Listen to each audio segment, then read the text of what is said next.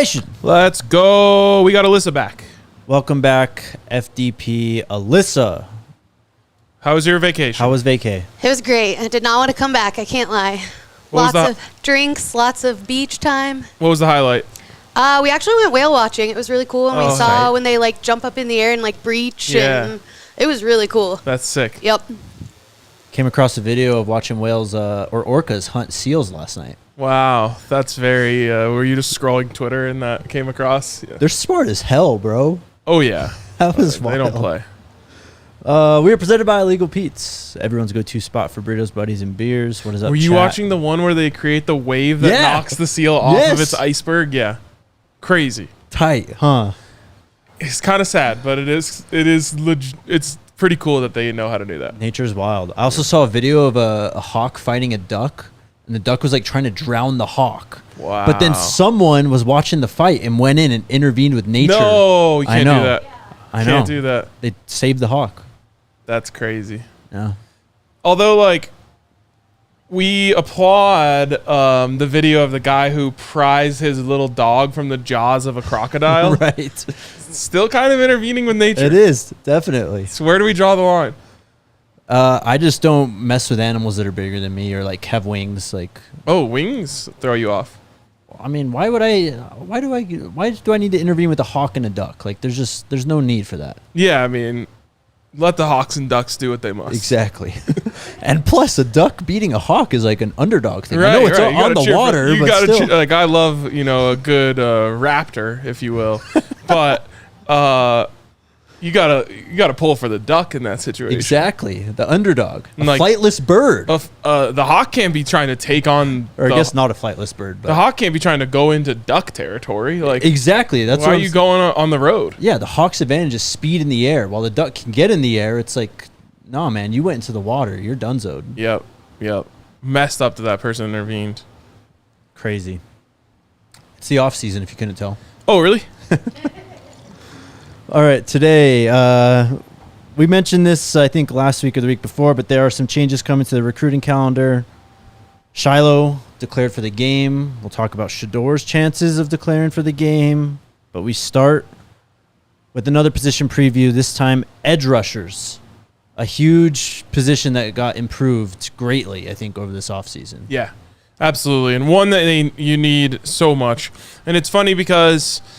I made the point the other day about how having a second lockdown corner, in my opinion, could be transformational for this team and really take them to the next level.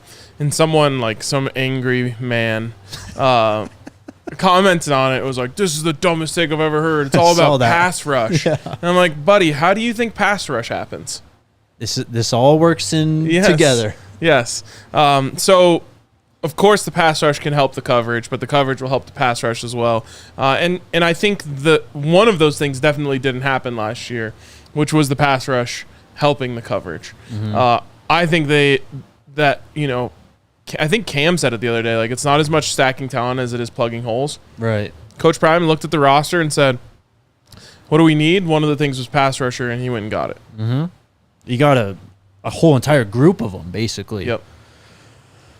Man, I mean, I have Arden Walker first, but we can start with whoever you want with here.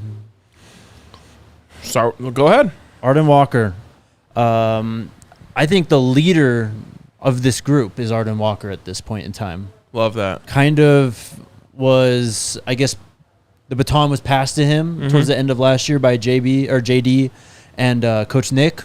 Obviously, both are out. And, Arden's got that CU kind of lineage with his dad and all that, but he just really seemed to be progressing as a player as he went through, since he got here all the way through the season. The word I would use for him at the end of last season was consistency. I felt when I looked out there and I saw 53 that I could trust him. Mm-hmm. Wasn't going to dart inside on an outside run and leave a big guy. Like, just felt like he was playing smart, playing by the way that he's coached. Engage your blocker, watch, shed which way you need to shed. Like, it was just clean, I thought, from him. It wasn't – no one was an impact player, I don't think, at the position last year. No. JD definitely had his flashes, and Taj did as well. But it definitely lacked impact players. at times it also lacked consistency. I like the consistency from Arden at the end of last season, and I think he's a good building block in the foundation. I think he's got to be one of the biggest breakout candidates, not only in this position, on the entire team. Last year played in all 12 games, but only 12 tackles, 1.5 TFLs, 1 sack. Did have that fumble recovery against Nebraska, I believe. Sounds right.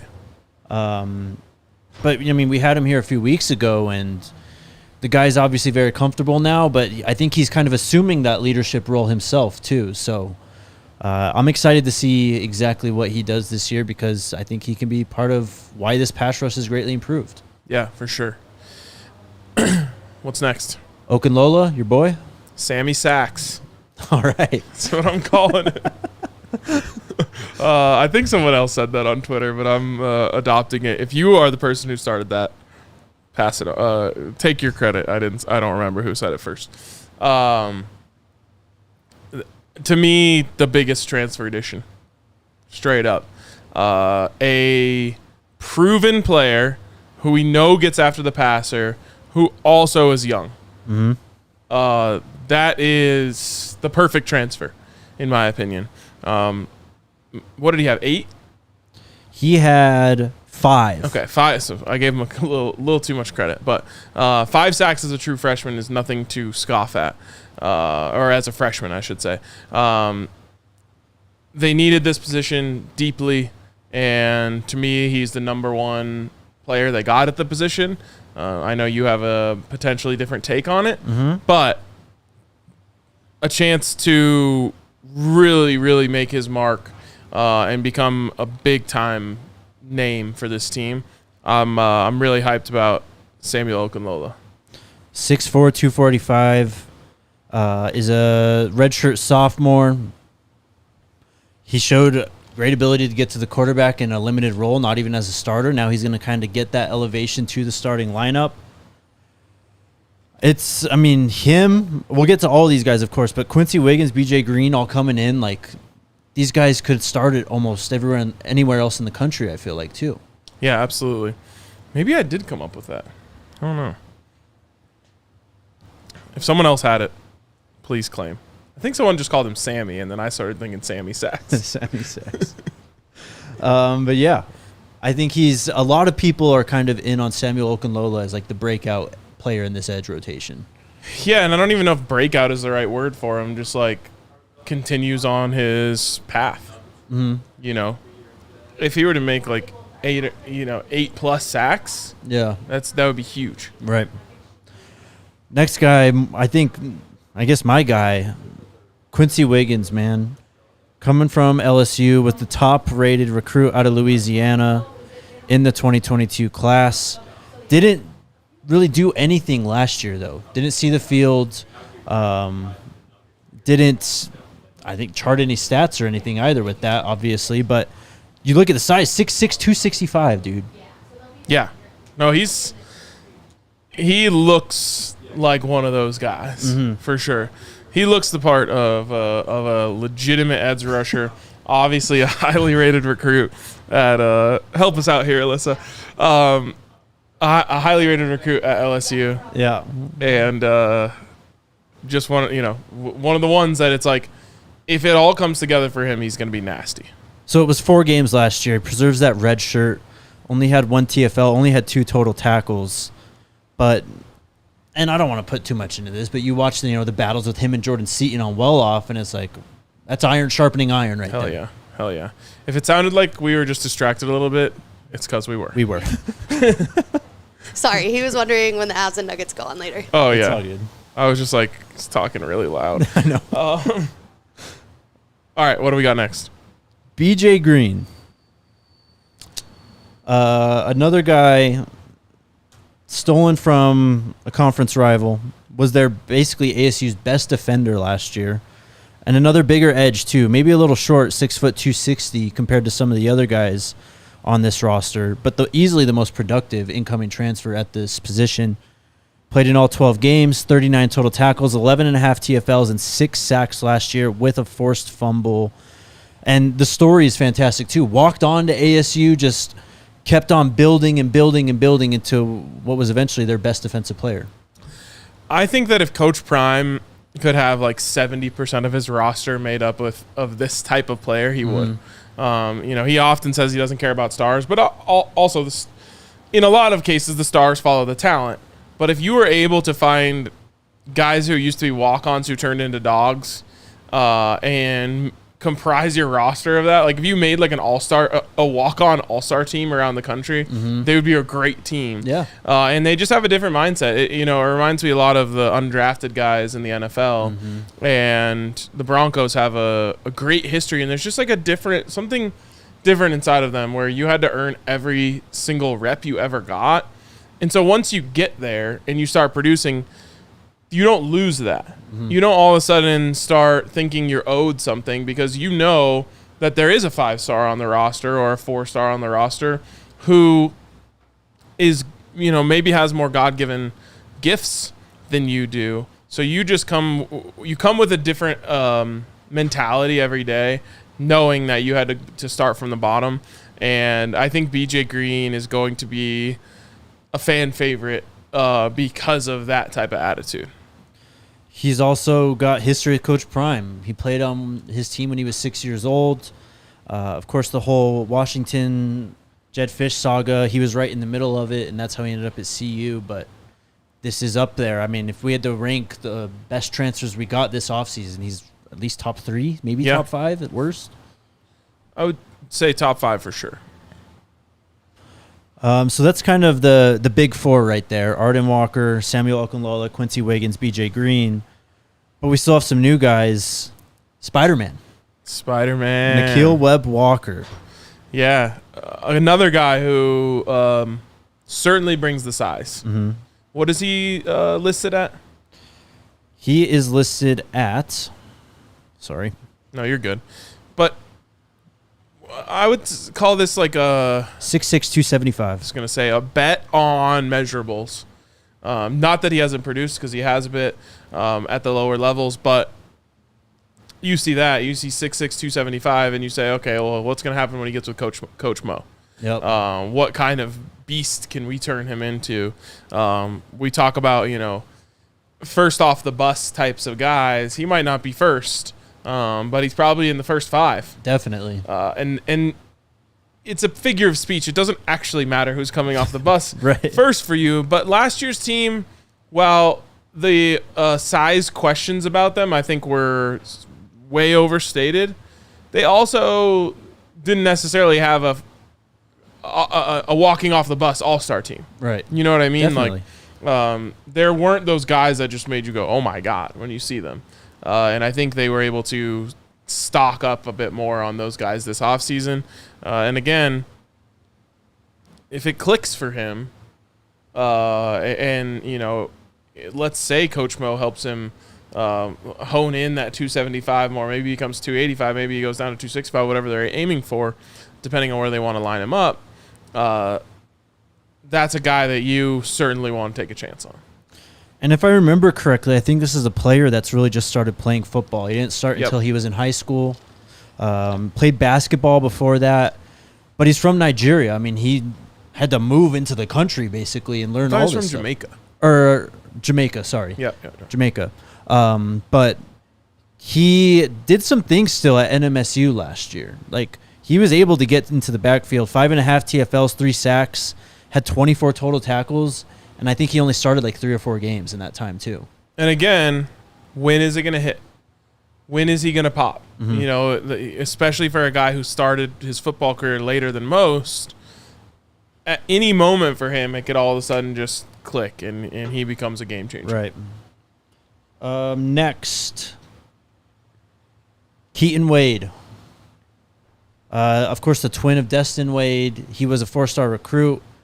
Both of them played when they were at Kentucky, but Keaton Wade, I think, showed a little bit more than Destin, obviously. I mean, they had Will Levis and guys at Kentucky playing quarterback. They had that other guy, right, who's now... Devin Leary. Yeah, he came from NC State.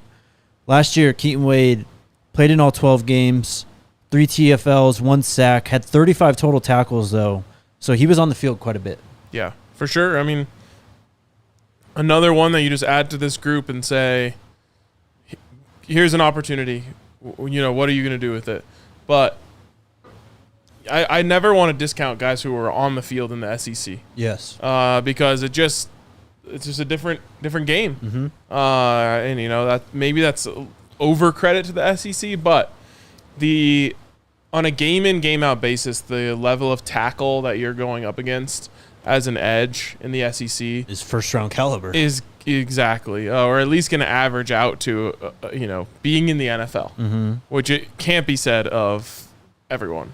Certainly couldn't be said of the Pac-12 this last year.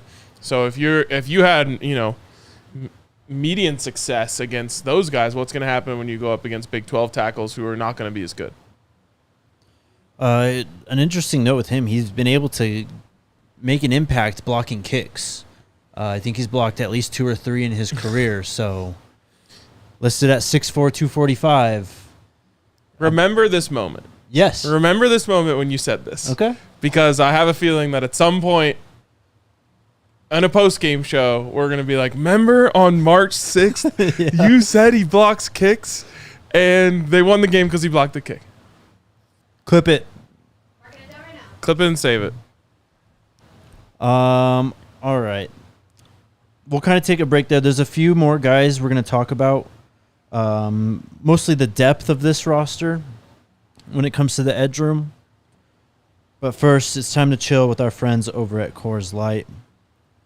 Got a question for you. How many Coors Lights do you think are crushed every weekend in Boulder, Colorado? Oh, my God. It's a really good question. How many are in a keg?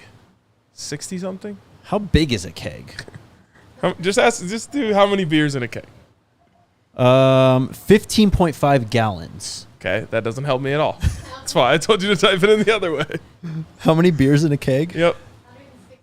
Okay, 165 beers in a keg. That's... I think we're... 5.5 30-packs. I think we're north of 5,000 Coors Lights going down in Boulder each weekend. Still going to take the over, I think. Yeah. But shout out to Coors Light. When it's time to chill, you know which beer to grab. I wasn't even thinking about the bars. Yeah, I'm in the city. Yeah, we're going over 10,000 per weekend. And then how much does it get kicked up on a game day in Boulder? Oh, exponentially. 5x? 10x? I think we could do 100,000. 100,000 Coors. That's wild. In a weekend on a game day. Well, we know Boulder knows how to party, and I'm sure they're doing it with Coors Light. When it's time to chill, Coors Light's the beer I reach for. So when you want to hit reset, grab the beer that's made to chill. Get Coors Light delivered straight to your door with Instacart by going to CoorsLight.com/DNVR. Celebrate responsibly. Coors Brewing Company, Golden, Colorado. You're going to have to get the next one, too. The next one is our friends over at American Financing. You like saving money, don't you? Love it. Everyone likes Not as saving much as money. Henry, but I still like it a lot. What was he talking about, American Financing upstairs? Henry just knows every deal. He'll just be like, I'll be like, what are you doing? He's like, I'm heading over to 7-Eleven. From 4 to 7 on Thursdays, they do $1 coffees. Like, he'll just throw out random shit like that. That's true. I will say an unnamed big fast food chain, he and I have had very many conversations about their app and how much money we save with that app. Exactly. But if you're looking to save money and you have a home, you can tap into your home's equity and wipe out high-interest credit card debt at the same time with our friends at American Financing. Their customers save an average of $854 a month. They're based out of Colorado, but they're licensed in all 50 states. So wherever you're living, hit them up, and they can help you save. Call them today. You may close in as fast as 10 days and be able to delay 2 mortgage payments with American Financing.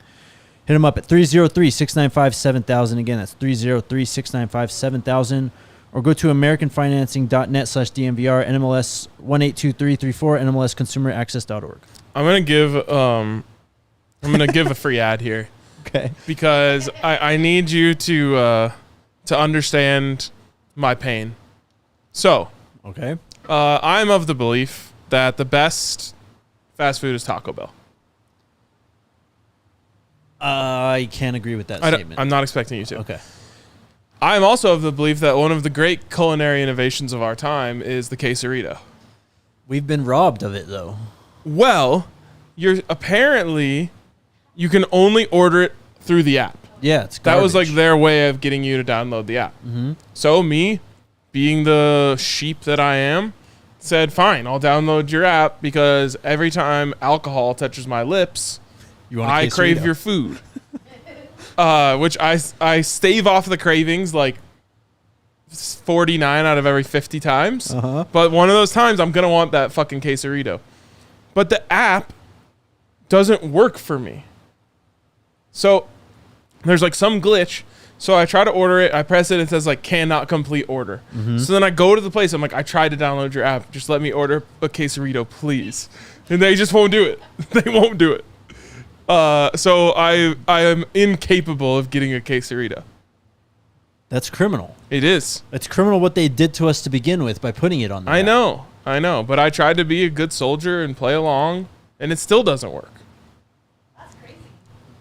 Yeah. I mean, they already weren't at the top for me, but that knocks them down at least another 2 pegs. I know. They just got to get this figured out for me. I mean, I got my birthday coming up on Saturday. At least they could do is just give me a quesarito. I just looked on the unnamed app. I've got a lot of points. That's crazy. All right. Yeah, we're talking football here. Edge room. Talking football. Let's go to Jeremiah Brown. And I almost didn't include him here because I don't really know if he's playing edge or if we're moving him back to off ball or what's exactly going on with him.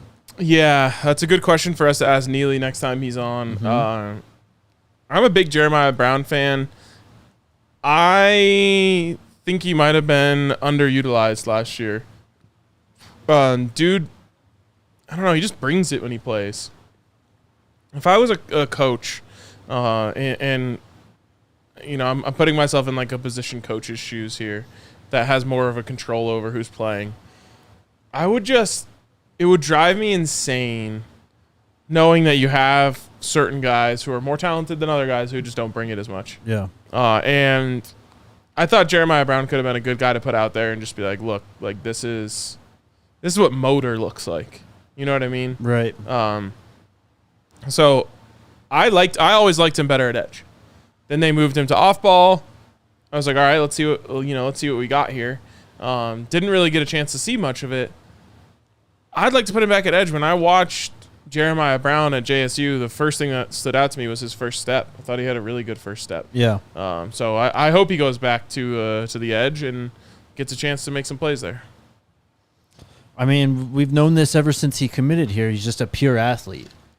And, you know, sometimes that's a great thing, especially in football, because it allows you to just have more ability than other guys to make plays. But sometimes you end up like JB where their coaches are like not really sure what to do with you. And at that point, you're kind of, I don't want to say losing ground, but just not having a solid position and changing all the time just kind of messes with your development. Yeah. I hope that's not what we're going through here with JB, but I was also surprised we didn't see him on the field more last year. On the roster, he's listed out outside linebacker. So Okay. I don't know. All right. Next guy, Kyrie Mans. Kyrie Mans made some plays last year. He did. And he's a guy that, like, players will tell you, like, don't sleep on him. Mm-hmm. And while if we don't mention a person's name for 5 minutes, someone in the chat will tell us not to sleep on them. When the players tell me not to sleep on someone, my ears perk up a little bit more. Yep. Players aren't always the best evaluators of talent, but they do just notice when guys make plays. And so when I hear someone say, hey, don't sleep on Kyrie Mans, that tells me, okay, he makes plays when he's out there on the field in practice. Mm-hmm. Also, just a guy that I think really meshes well with the coach. Like, I think the coaching staff really likes him. He just brings a great attitude and a great kind of energy to the field every day. So it almost feels a little bit criminal to me that we're this late in the edge conversation before we mention Kyrie Mans. I mean, that's just how much deeper this room has gotten, though. I know. But he kind of came in, I think, a little undersized last year. It was around 225. He's bulked up a bit. It's going to be a big spring for him. Big spring for a lot of guys, obviously, but he was in the rotation last year, so he's going to have some sort of an inside track, I think, this spring at least, for sure. Yep. And he's got speed, which is obviously a valuable asset to have in that room. Well, he was always one of those guys where it's like, wasn't like he wouldn't get a sack or something, but it's like someone had a chase down, and it's like, who is that? And it's Kyrie Mans. Yep, totally. D.V. Harris. Yeah. Not on the roster.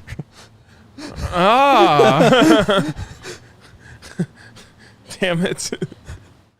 Well, maybe news, maybe not. You sure you spelled it right? I'm positive, bro. I'm trying here. Okay. We'll keep an eye on that. But I guess we just go with Tajay McCoy then? Yeah, we'll skip for now. Tajay McCoy. We'll circle back if we have to at a later date. Yes. Tajay McCoy. Coach Nick was hard on him last year. Yeah. It kind of was one of the, I don't want to say memes of the team, but, you'd always hear about Coach Nick yelling, Tajay! Mm-hmm. But we watched his film a bit over a year ago, and we saw the growth from his junior season in high school to that senior year when he kind of, bulked up a little, or slimmed down, I guess, a little bit, moved from the interior to the edge, and JD shouted him out. A lot of people have mentioned Tajay McCoy, and like you said, if everyone in the program keeps mentioning him, we're going to see something at some point from Tajay McCoy. He's got the look, man. He's got the build and kind of just the you're going to hit me with a pause here, but like the shape of an edge rusher, and I think I want to say he got on the field early. Mm-hmm. Maybe against Nebraska. He got a couple plays in there. That sounds right, yeah. And so, I think they saw something in him early that they thought maybe he was ready to get out there on the field. Obviously, it didn't sustain. But if I had to pick my sleeper of the group, are we doing that? Yeah, he's the last guy, so yeah, go ahead. I would pick Tajay McCoy. Now, it's hard to know where to draw the line on sleeper because I would also pick Kyrie Mans. Mm-hmm. But Tajay McCoy is high on my list of guys that I think everyone could hear his name in like fall camp and be like, oh yeah, I remember him from the freshman class last year, right? Like, kind of forgot about him, and then all of a sudden it's like, watch out for Tajay McCoy. Yep. I mean, he's got to be up there. I'd probably pick Nikhil Webb-Walker, honestly, as my sleeper in this group. Just has that little bit of experience, has tremendous size at 6'6", 275. Ooh. So when you say it, sounds like an NFL player. Yeah, definitely. But Tajay McCoy, I mean, we've just heard so much over the last 14 months or so that it feels like this could be the spring where, he finally makes some noise, and hopefully we see him out there at practice or the spring game doing some of that stuff. Yep. Who leads this team in sacks in 2024? Sammy Sacks. Sammy Sacks. Is that who you're going with? I think I'm going to go with Arden. Ooh, I love that. I just liked what I saw from him in terms of progression and growth as a player last year. Mm-hmm. And obviously Coach Dancy's the guy now, but Coach Nick Williams was a very highly respected coach, and he singled him out quite often. That stood out to me, at least. All right. Love it. Do you want to do tackles, I guess? Who's just overall the most all over the field, chasing guys down? See that? I'll probably give that to BJ Green. That's what I was going to say. Yep. Great point from Boom Shakalaka. If you're reading this, go on and like the video. Our likes have been down recently. Is it something we did? Is it? What'd you say, man? I don't know. I've said a lot of dumb shit before. Hit the like button. Also subscribe to the channel. All right, moving forward. Yesterday, you told me last week, do we have any NCAA player announcements? Where are these announcements coming from? I'm getting a little worried. I was.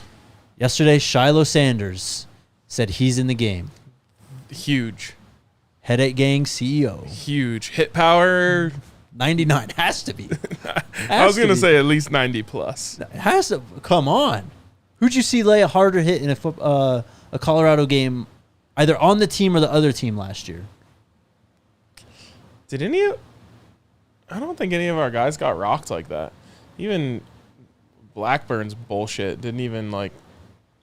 It didn't have that feel to it. It obviously you could tell it was impactful, but it didn't have that like decleat, feet above your head look to it. Actually, Bishop had a pretty big hit on that return against ASU. And when he was in the Rick Ross package against TCU. Yeah, for sure.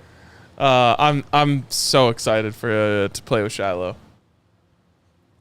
I don't know if they're gonna have abilities, but one of the abilities they have in Madden is called Avalanche, and it's like if you hit someone with a hit stick while you're coming downhill, it increases their chance of fumbling. It would be perfect for Shilo. That is an ability that's just built around how he plays football, basically. Yep. So yeah, that's news, but it kind of got me thinking. Shilo's in the game. Mm-hmm. Where's Shedeur? Well, there's certainly some theories, but the most important part of this to me, because as I've said before, Shedeur being in the game is the only. I can't say that. Certainly the highest person I care. The person I care about being in the game the most. But on Shilo's post announcing that he was in the game, Shedeur commented, fire emoji. Said, if Shedeur was in like a dispute with NCAA that he wasn't going to be in the game, I don't think he would have done that. Am I crazy? Well, I think, when we talked about last week, when he put out the tweet and deleted it, that was what sent the antenna up for me. Like, there's something more here. Yeah. I mean, he should be the cover athlete. And I'm so tired of hearing people say it should be Nick Saban. Yeah, no. I get it. Like, yes, he's legendary and he's awesome, but like maybe you do like a special edition cover or something for him. I've said it once, I'll say it a million times. This is the first time in history that the cover athlete on NCAA football can profit from it, and it can be an active player. So why would we pass on that? Mm-hmm. And just because like Nick Saban won a bunch of games, we're going to pass on this cool thing that we never used to get to do. Right. I always thought it was dumb that like it was a player who was already in the NFL on this year's NCAA football. You can put an active player in there for the first time ever, help these young men make some money, and so I'm fully in on it being an active player, and I'm fully in on it being Shedeur. But also, I was thinking about this.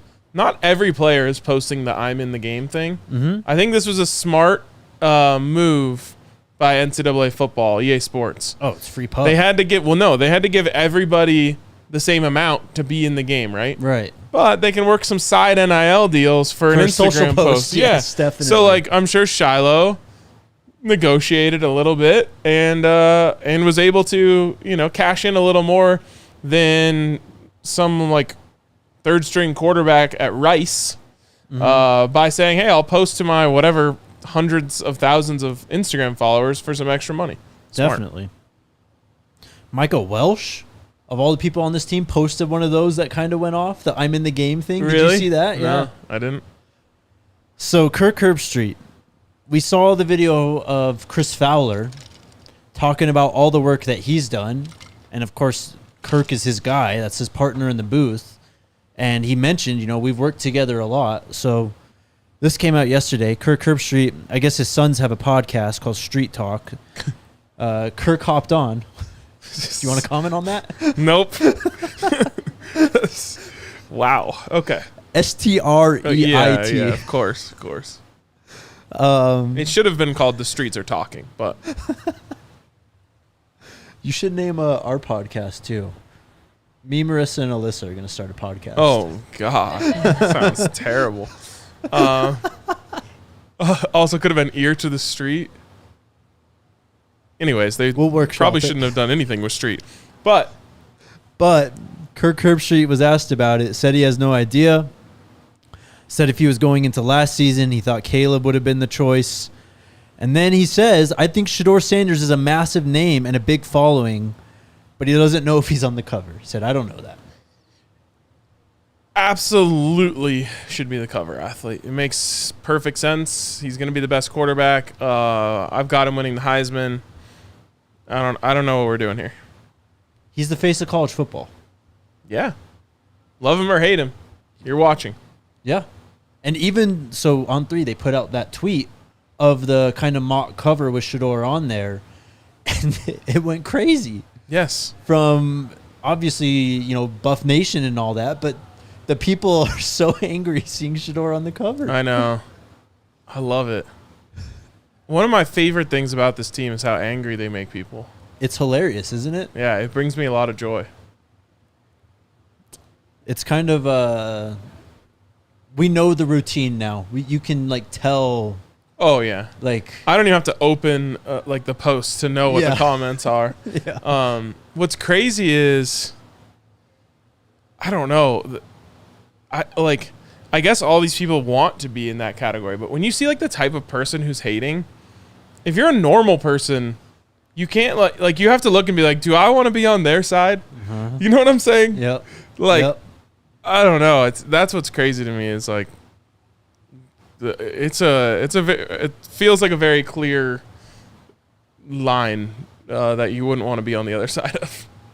It's also clear how many people out there just don't know ball and they have no idea what they're talking about. Oh yeah. Because they call Shedeur a scrub, day 3 draft pick. It's your eyes literally are just not working. Yeah. Someone commented on my thing about him using the tablets to his advantage, and we're like, he would be too busy taking selfies with the tablet to use it for football. I'm like, you literally have no idea that this guy might have the highest football IQ in college football. Yep.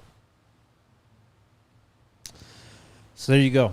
We'll see what happens. I think they said late May, early June-ish. I think that's when the cover comes out. Okay. They have to. I mean, I guess now that it's all digital, maybe there's not that much that goes into this. Do they still sell hard copy games?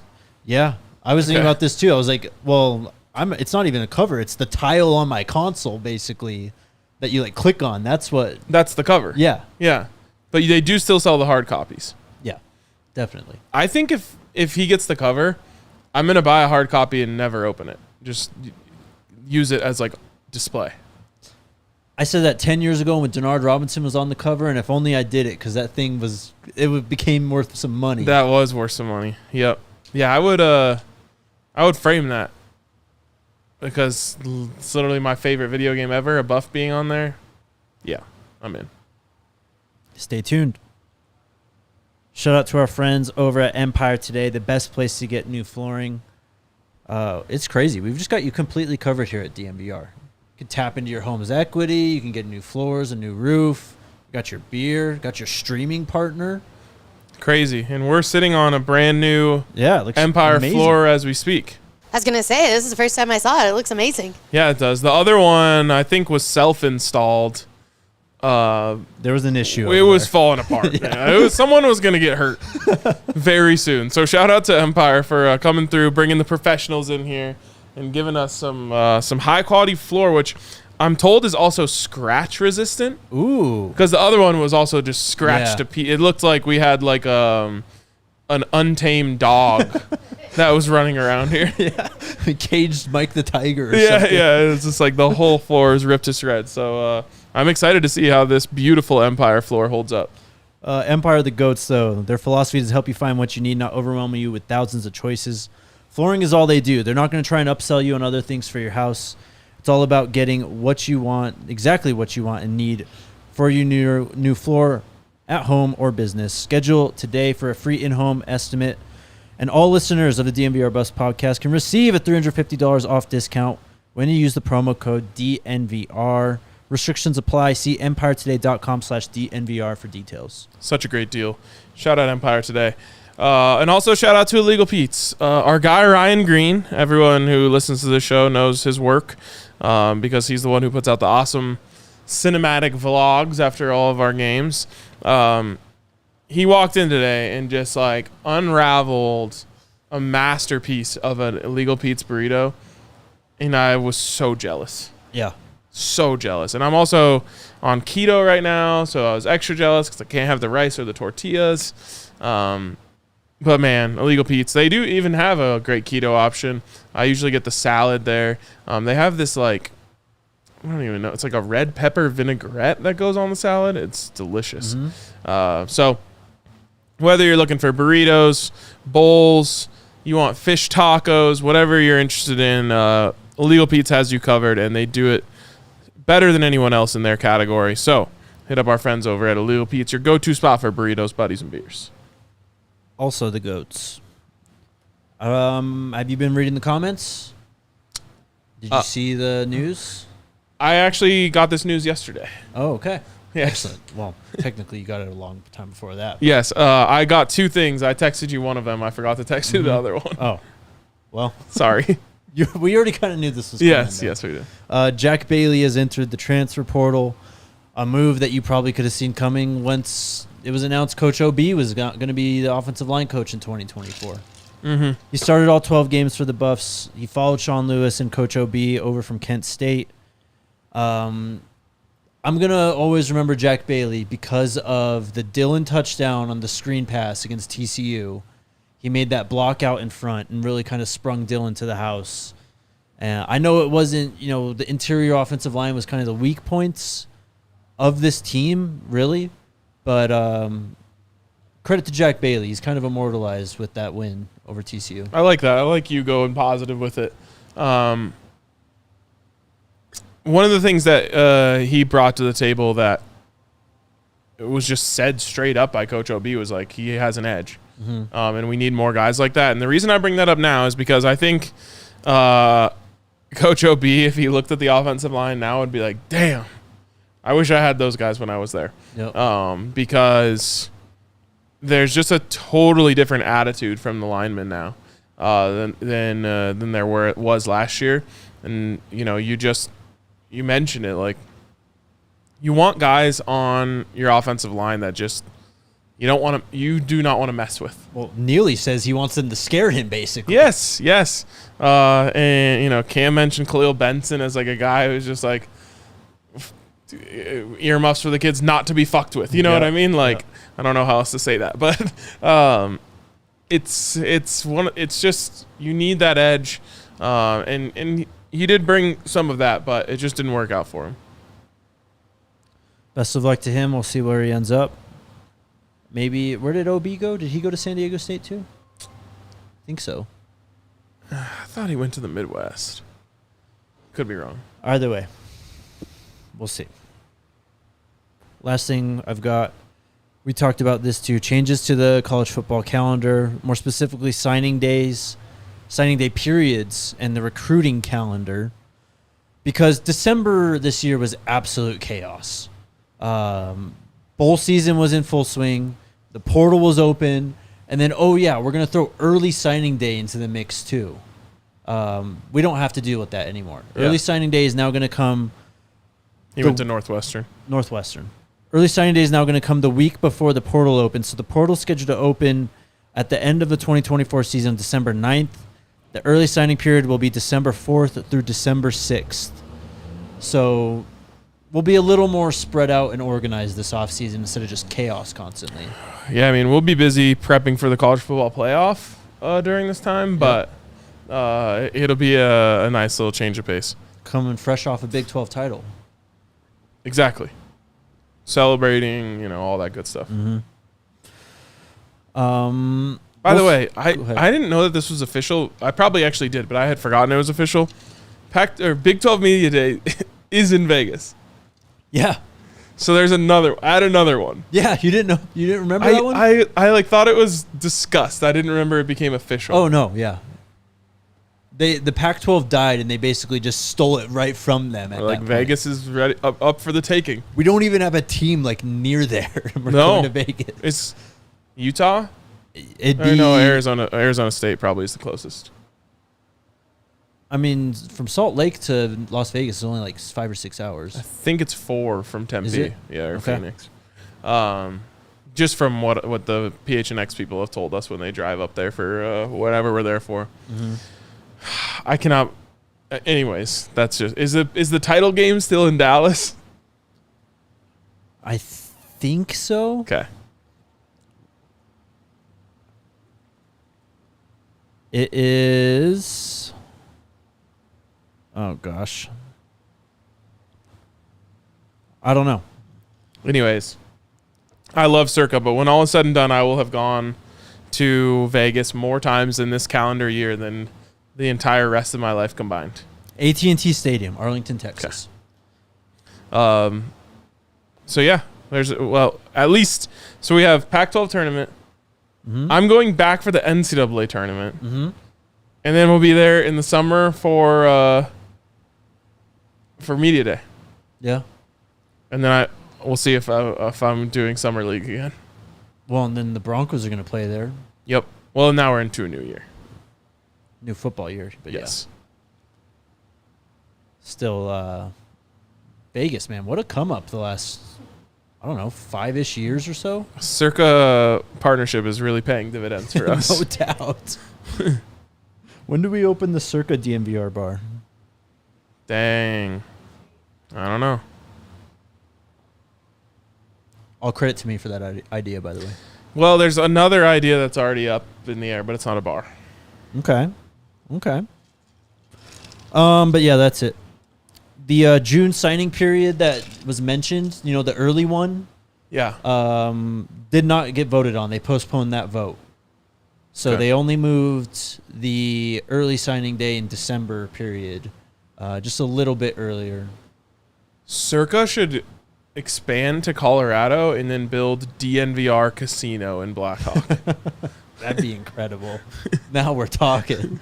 Just give me all of the, we got a bar, we've got a casino. Might as well start making our own Zins at that point. Now we're talking. All right. I think we're good. Let me double check. Are we good? I don't know either. Hang on. Good on what? Ads. Oh. Yeah, we're good. Yeah. Okay. All right. What's up, chat? Ivan says, who is the biggest sleeper on the D-line/edge as of right now? I picked Tajay McCoy. Tajay McCoy. I threw in Nikhil Webb-Walker. Going to the D-line.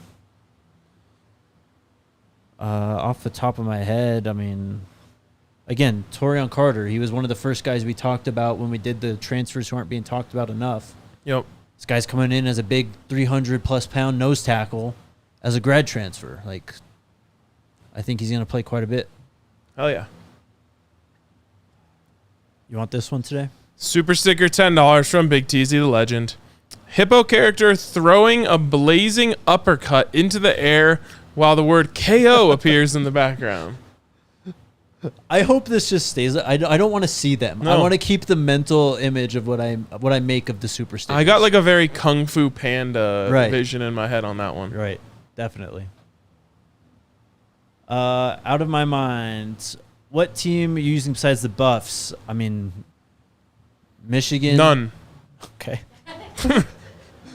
I'll use Michigan. I always like taking, I don't care what team it is, the lowest rated overall team, and picking them for my dynasty team. Wow. Complete rebuild. What a grinder you are, dude. You're just built for the challenge. So in NCAA 2014, it was Texas State and Georgia State because they were new teams in those games. Okay. So UMass was a new team then too. Buffs almost lost to UMass one year. That was scary. That's when they had that sick wide receiver, though, who went to the Titans. Who? UMass. UMass.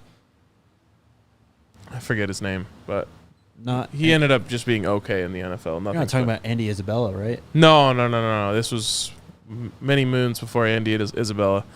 I'm trying to think if there's any other team I would legitimately use.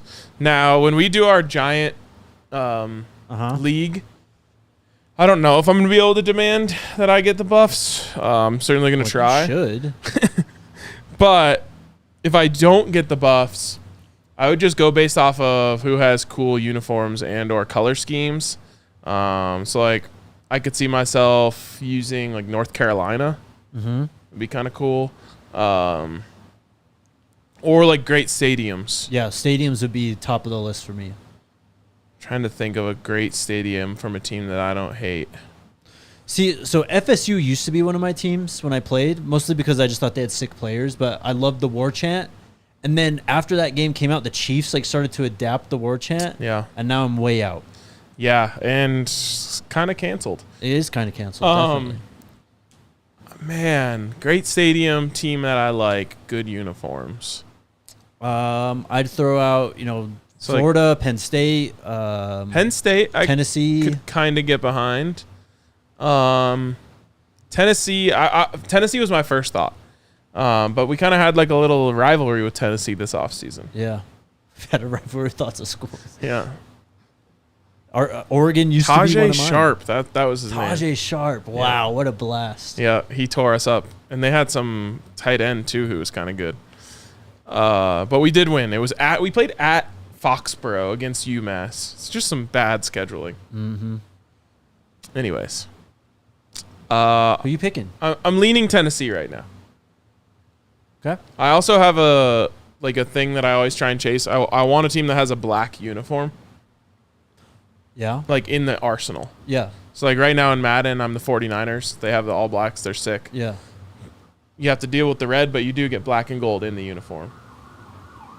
I always did the same thing too. That's why I liked kind of playing with the Cardinals or the Eagles. Just go with the blacks. Could be kind of fun to do like Vanderbilt. Like a rebuilding. Yeah. Yeah. Yeah. I'll take Michigan. Bradley, does anyone know the date the game is coming out or even an estimate? So it used to come out in July, mid-July. Yep. I'd assume that's the schedule we're on again. Yeah. But we haven't got official word yet. Chase says, what's the other piece of news? If I wanted to tell you, I would have told you. It's just that simple. And then super chat from Heaven's Demon. Anyone know what's going on with Cormani? Hasn't been any videos. I shouldn't say if I wanted to. I should say if I could. Right. If I could tell you, I would. What's going on? I don't know what's going on with Cormani, guys. I was gonna tweet this. Maybe I still will. Holy shit! Buffs are up 62-23. Wow. Women's tournament Over Oregon too, by the way. Yep. Let them hear it. Yes, smack them around a bit. I was gonna tweet this at Bucky. Like, he should do like an end screen on his videos that's like not pictured in this video, but still on the team, Yes. and just like list off everyone. Look, man. Again, this is the only school in the country that has this access. So just because you don't see someone doesn't mean anything's going on in particular. There's just a lot of people, a lot going on, and all these other schools have no idea of any of this. So yeah, for sure. I mean, it is tough though, because it's like all it takes is one person to be right one time. It's like, oh, I don't see DV Harris, and everyone's like, it's fine, and then he's off the roster, and they're like, see? Well, it's happened to us before. That's what I mean. That's what I mean. So then it's like, okay, well now that's been like validated, trying to take role in the background of well-off videos. But I would just save your energy, and the news will come out when it does, if there's news on anything. Well, just especially when we're not officially practicing. Like, yeah, they have like mandatory work and stuff, but like practices don't start until next 2 weeks from now. Yep. Even till then, like we're not gonna have guys showing up until the summer. Like, and like I always appreciate your guys' questions, so don't take this as like a negative. But if there was something going on with Cormani and we knew and we were able to share, we would lead the show with it. Right. Like, you know what I mean? Like, so asking the question is just not going to go anywhere. You know what I mean? Like, it's, if any player was off the team and we knew and we could share, that would be our headline. Yep. So you just got to be patient on certain things. And again, certain things is just nothing. Yeah. This could be either one. I don't know. Janessa is asking, might have to change. Oh, yeah, I watched this right before we went live. I saw a clip on Twitter. We might have to change the fastest players on the team list. Team had a race today in Bucky's video, and Hopkins gave Dylan a run for his money, and LeJohntay Wester might be fastest wide receiver. I told you that when we were going live, LeJohntay. If LeJohntay Wester is faster than Jimmy Horn, the country is in trouble. Yeah. Yeah. Because I'll be honest, when I watch his film, he's always open, but he doesn't look faster than Jimmy, in my opinion. Well, again, Jimmy's just got that glide. I know, and it's just like when he goes, it's just like, oh my God. Yeah. But if he's actually faster than Jimmy, watch out. Hopkins giving Dylan a run for Adam Hopkins. I guess they all raced the position groups together. The clip I saw was pick your fastest and slowest guy. I thought they were racing each other, but it was one of those stupid CFB accounts. What? I don't know. I don't know what you're talking about. The tweet I saw that had the video. I mean, you weren't paying attention to me when I was trying to talk to you about it before the show anyway. So. Okay, yeah. Well, I was probably trying to get my tweet ready or something. Or I was thinking about all the cities. Yeah. Do you want to explain that at all? Before the show, we were upstairs, and Henry unveiled that he found this website where you just type in the names of cities, and every time you type it in, it adds it to a list, and you get all of the population goes into your points, so you're like total. And the goal is to just try and get as high as you can. When I came down here, we were at 92 million. There's like 330 million people in the United States. It's only the United States. We're just trying to name every city. You ever played GeoGuessr? Good brain exercise. Yeah, I don't understand how people are good at that. It's crazy. They literally learn like the dirt. Adam was pretty good. Really? Yeah.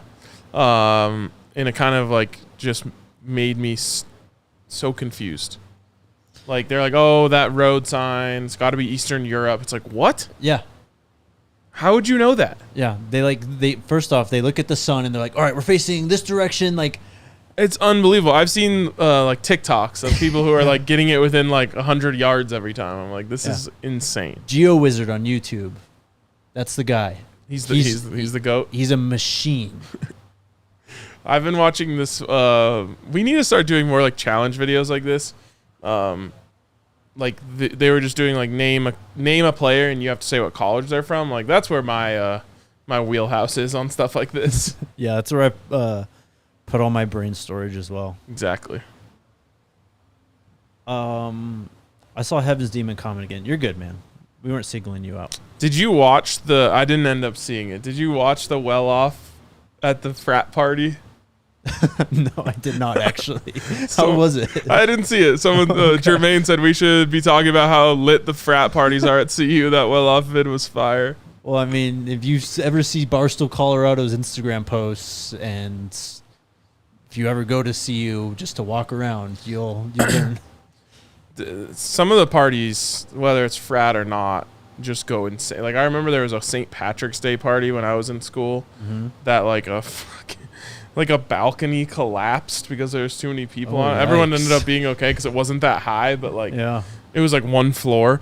But yeah, there's like a kind of like one of those things where it'll just gain steam and gain steam and gain steam, and like all of a sudden half the school's there. Yeah. Oh man, what a show! Jasmine said, "Can you guys get Cormani on the show?" I would love to. I don't think it's really his thing. I don't think so either. I'd love to talk to the guy though. Just pick his brain. For sure. We were getting kind of grilled for asking too many questions to Cam. I saw that. First, we don't have enough players on. Now we ask them too many questions. And like, you just have to go with how it's going, you know? Like, I will say we were obviously a little rushed that day. Yeah. So we kind of just walked straight. Like we barely talked to him before, so we kind of just walked straight up here and went into. Well, we were already 45 minutes late for the show, and we had a show like 59 minutes after us. So exactly. Yeah. But it's just, sometimes the conversation is going to spill out into other things. Sometimes it's just not. So we can't just sit here in silence. I mean, that's kind of just who Cam is too. He's just about business, So we asked him about business. Like, what's going on, bro? And it's not even like I love hanging out with Cam. Like, I think I can't remember if I said this on or off air, but like he's always saying like, I'm not a people person. I'm not about talking. I'm like, every time I hang out with you, I feel like you are. Yeah. Yeah, he was great. 21 questions coming out tomorrow. Let's go. It's a pretty good one too. Arguably the best so far. I think it was my favorite. Yeah. My favorite part is when he talked about his dream dinner party. That was he nailed that. It was funny. Crushed it. And then, Alto on Friday. It'll be a great end to the week. Let's go. See you guys tomorrow. Let's go Buffs. Let's go Buffs. We all silly like the mayor.